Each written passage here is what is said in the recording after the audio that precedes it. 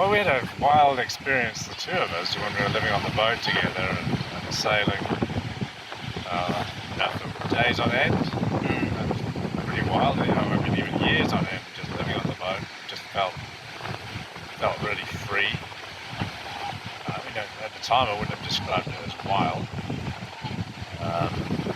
But then, holidays with mates, when you're snowboarding or skiing and you think, oh, I'm being wild now, when you're sort of throwing caution to the wind. But then, as you mature, you have children, and this experience is wild. Having Lenny in Ecuador and crossing the ocean was really wild. I mean, even holding a baby in a bath when you're heeled over 20 degrees and rocking with the ocean swell, that was a wild experience. Probably taking a 3-month-old baby on that voyage that we went on was pretty wild. Like a particular moment in that voyage where it really hit home that was a pretty intense thing to do?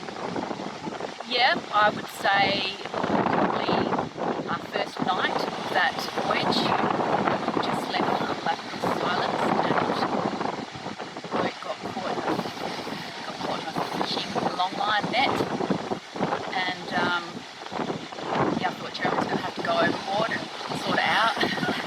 And it was a bit like far out. This is night one. Lenny's crying, stuff happening, and I just thought, what are we doing?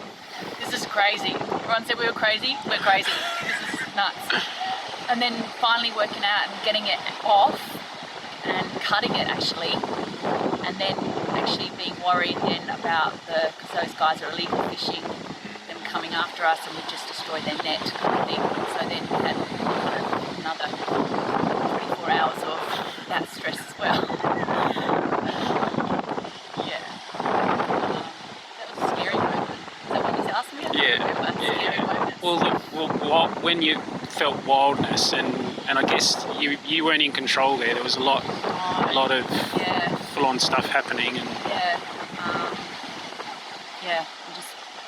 when we got caught in a bit of a storm too, a bit similar kind of stuff.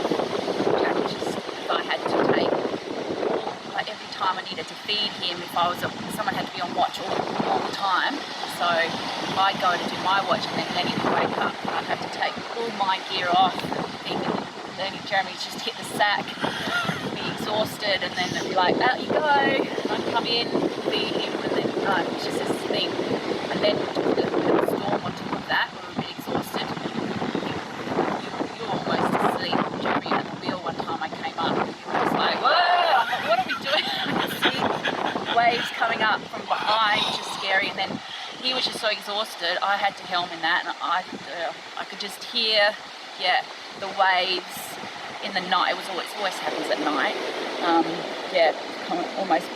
They sounded like they were going to break on us, and you're just sort of surfing down them and trying not to lose control because you went sideways a little bit.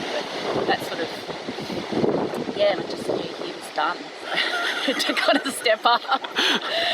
That was pretty scary. But didn't have many of those, but that stands out. Yeah. Oh, probably labour as well. I mean, no one wants a labour story, but I'm probably much the same as Pippa.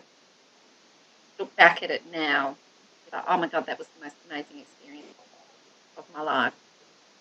And I don't think I would ever, even sort of talking about music and losing yourself, I don't think I would have ever been at a point of truly primal. Because that was the word I always used, that it just felt so primal. Yeah, then I think I just mainly come back to music. That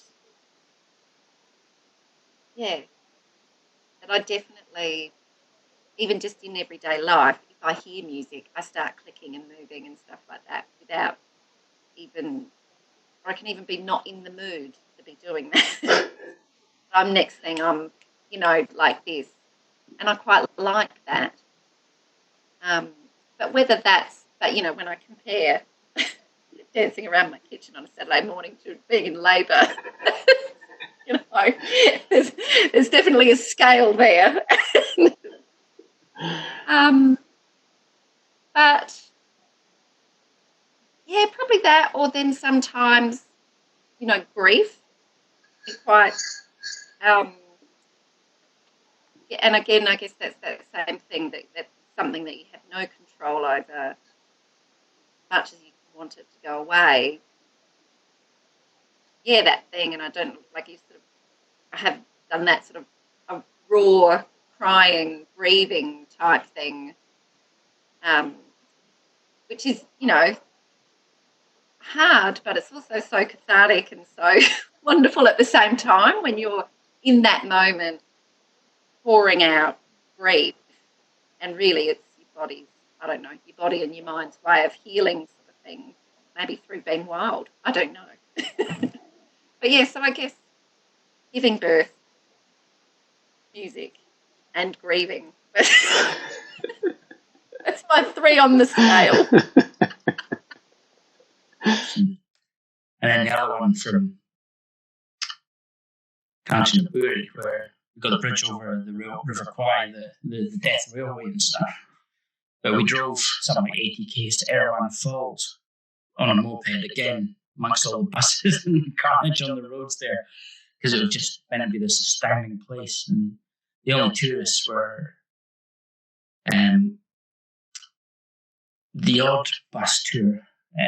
I had to pay a lot of money to get in the park, but predominantly it was free for locals. So all the Thais were there, and it was a place they went. So it was partly that experience of a completely different culture in the respect of these other people's space, but also sharing it with them.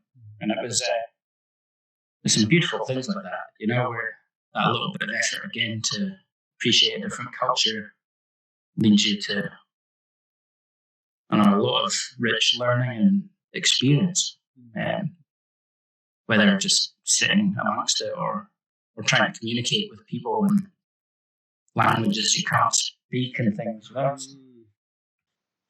Everyone reacts differently to those scenarios, I know I, for one, quite often just go, stuff it, I'm doing it. And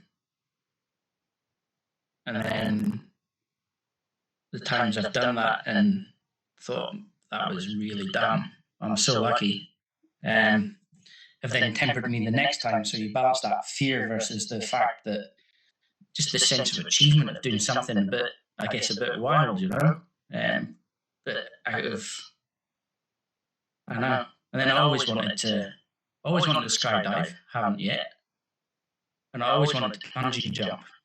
And when I did the bungee jump, probably the example of going the other way, I just threw myself off this massive platform at Queenstown in New Zealand. And as soon as I went over the edge, it was like that Roadrunner, Wile E. Coyote moment. Like, thrown, hovered, looked down, and my brain just went, "You're dead." And it just went, "This is wrong." And all the way down. And there's the main part of my brain going, "It's cool, you're all right, chill out."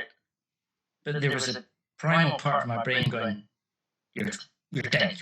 You're dead. You are dead. You are so dead, And just this massive flood of horrendous adrenaline fear, At the same time, I know I'm all right, but just, no, I'm dead, all the way down, snap, boing.